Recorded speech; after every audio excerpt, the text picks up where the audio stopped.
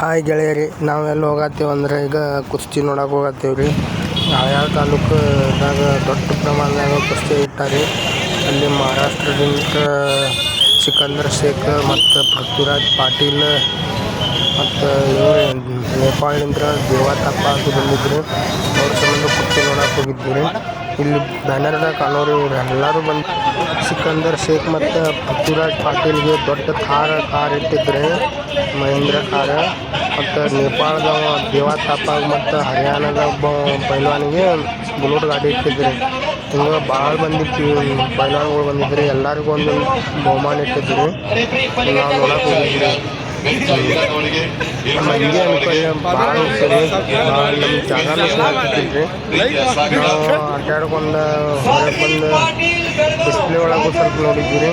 Display ಒಳಗೆ ನೋಡಿ ಒಳಗೆ ಹೋದ್ವಿ. ಆಮೇಲೆ ಒಳಗೆ ನೋಡ್ರಿ ಇಲ್ಲಿ ಮಂದಿ ಎಂಟ್ರೆನ್ಸ್ ಹೆಂಗಿತ್ತು ಮತ್ತು ನೋಡ್ರಿ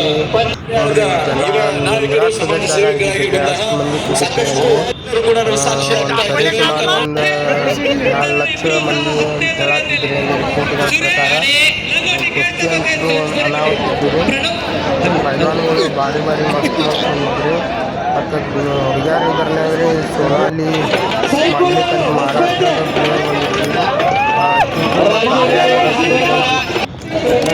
ಈಗ ನೋಡ್ರಿ ಕಾರ್ ಗಾಡಿ ನಮ್ಮ ಸಿಕಂದರ್ ಶೇಖ್ ಗೆದ್ದಾರೆ. ಅದೆಲ್ಲ ನೋಡ್ಕೊಂಡು ಇಲ್ಲಿ ಬೈಕ್ಗಳು ಅದು ಮಾಡಿದ್ವಿ. ಬೈಕ್ಗಳೆಲ್ಲ ನೋಡ್ಕೊಂತ ನೋಡ್ರಿ ಇಲ್ಲಿ ಎಷ್ಟು ತೊಗೊಂಡ ಬೈಕ್, ಸ್ಕೂಟಿ, ಹೋಂಡಾ ಶೈನ್ ಬೈಕ್ ಭಾಳ ಇದ್ದು ರೀ.